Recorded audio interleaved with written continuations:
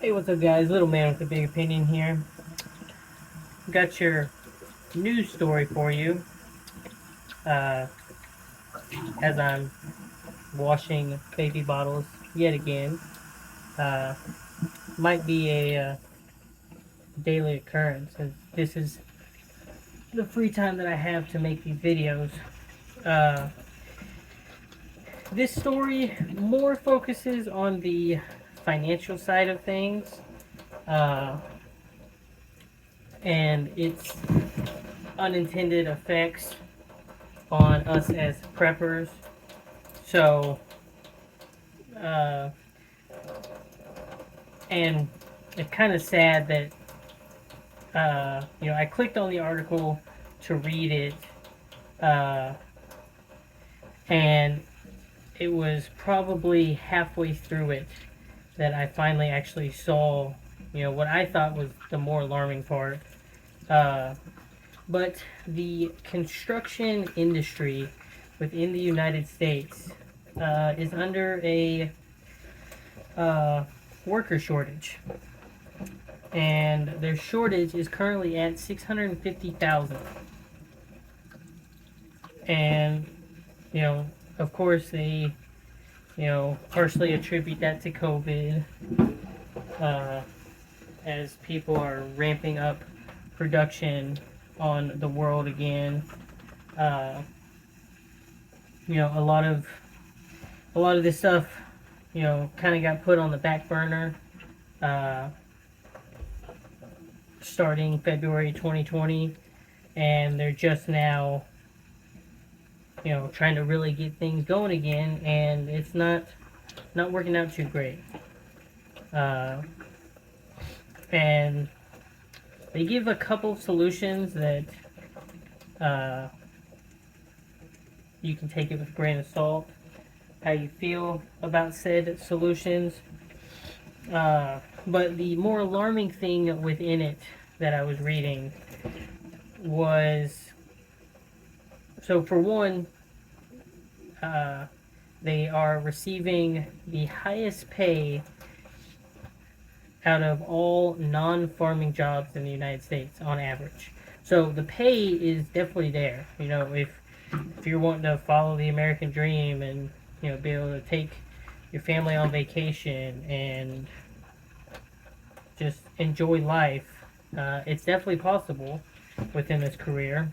Uh, but it's a cultural thing. Uh, I forget, so that the head of some non-union construction basically says that the construction job has been demonized for the last 40 years, uh, because the American society said the way that you are going to become successful in life is go to a 4-year university. Uh, so I would imagine it's not just, or I don't know exactly what all falls into construction, but I would assume a lot of the trades fall into this category. Welding, carpentry, plumbing, electrical, even things like HVAC, uh, and just regular home repair people, handyman. Uh, so it's one of those things that, from a cultural standpoint, they are having to work a lot harder to basically let Americans know, hey, it's not that bad of a job field. Uh, but their industry also has one of the higher ages than others, so it's not sitting in an AC office. It's being outside in the heat and the elements doing these kind of jobs. And so, that cultural aspect of, working hard, the good old fashioned blue collar job is not appealing to a lot of Americans. Uh, but the part that I found the most concerning is inflation. Uh, and so this article came out yesterday, I believe. uh, so the 30th, and from February 2019 to now, construction materials are up 40%. So, uh, one thing that's hurting the shortage as well is the number of jobs being completed on time, uh, because so the supply chain isn't quite back. Uh, the same cost to buy the materials to build your hospital, your school, your homes, all of these different things. Its building costs have gone up 40% from at this point almost 4 years ago. Uh, and then with the passage of the uh, bipartisan infrastructure bill, there's a lot more municipalities that have this funding. They're showing you this work of, oh, this bridge has been in need of repair for 50 years and it's getting built. Uh, what they don't tell you is the stuff to repair this bridge costs 40% more than it did. So, this infrastructure bill being the highest of its kind, or whatever the news says about it. Yeah, it's great, but a lot less of the projects that they're hoping and planning for being done are going to happen. And this also, even though construction companies are paying higher than they've paid in years, it's partially, to be a competitive market and things like that, and get more inside of the job field. But projects are, being done slower. There is still a supply strain on a lot of the building materials. When you shut down, I like to think of a economy as a giant train, and if you've ever ridden on a train, just killed a mosquito. If when it's time to get that train moving, it doesn't just, it's not like a car that, you can get 0 to 60 in, 4 seconds and you're moving. It takes the train quite a while to speed itself up. Once it's sped up, it can maintain that speed very well, and it can keep things moving right along. But I don't think that aspect of the economy has completely caught back up. So the other aspect that this has is, a lot of people within the prepping community look at themselves as, self-sufficient.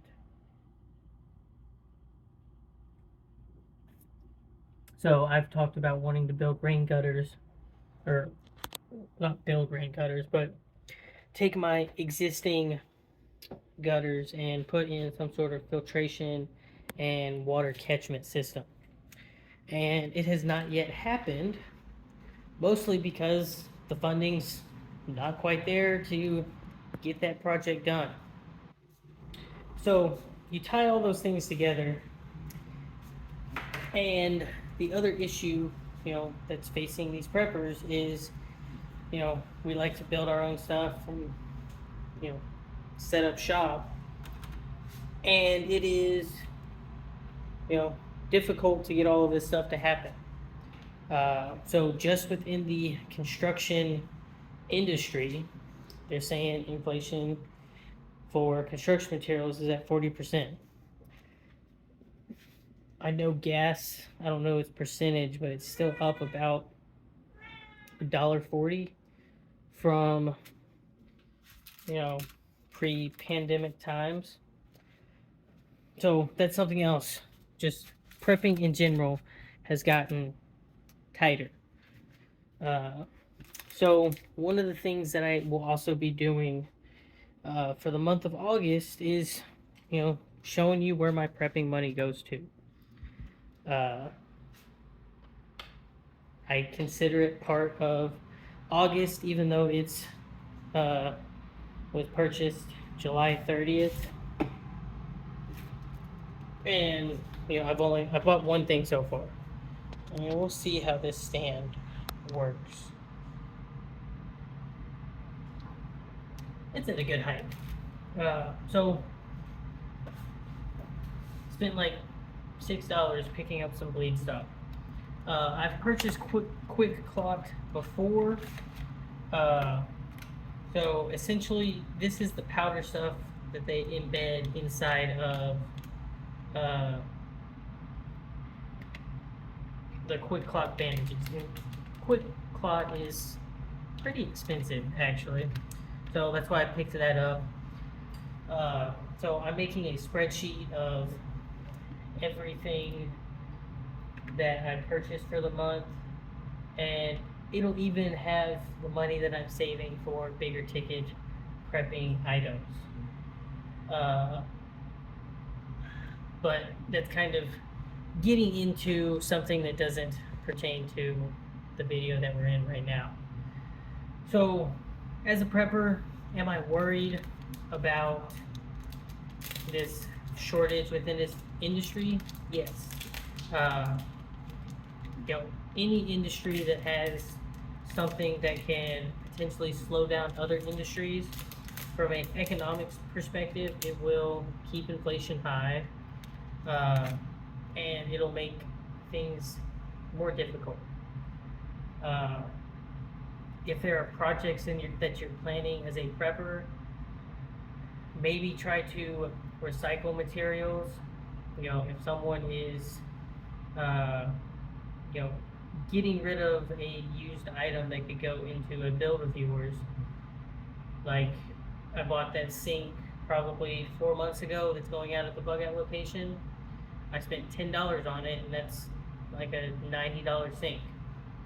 There's no difference in the purpose it will serve, being that $10 sink versus buying it brand new is $100.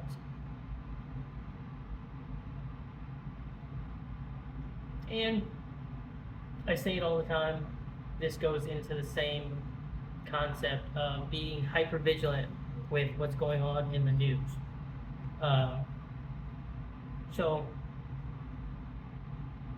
hopefully you find this video informative. If you do, please consider subscribing to the channel, liking the videos, leave the comments down below if you've got questions or you want to expand upon the discussion. I do a pretty good job of answering your comments. And then lastly, if you got a friend or family member that would benefit from these discussions, go ahead and send them my way. Share the channel, and let's continue to grow this group. And with that, catch you in the next one.